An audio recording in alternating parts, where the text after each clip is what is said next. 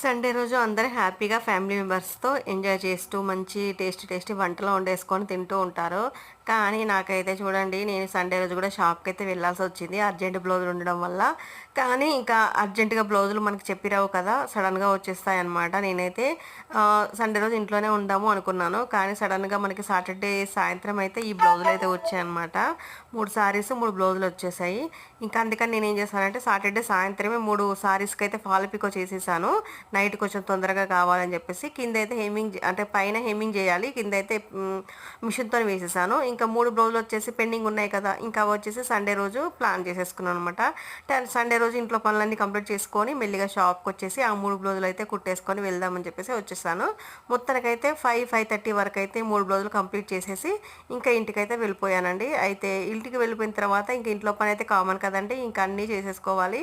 ఇలా రోజంతా గడుస్తూనే ఉందనమాట.